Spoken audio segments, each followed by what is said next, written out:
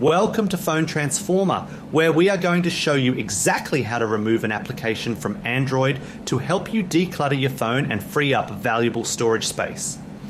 Whether you are dealing with apps you no longer use or pre-installed software, this guide will walk you through the entire process. So now, let's get started.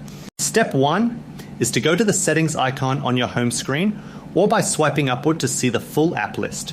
Step 2 is to go to App Management to access the specific area of your phone dedicated to software control. Step 3 is to tap App List, which will generate a complete view of every single piece of software currently on your phone.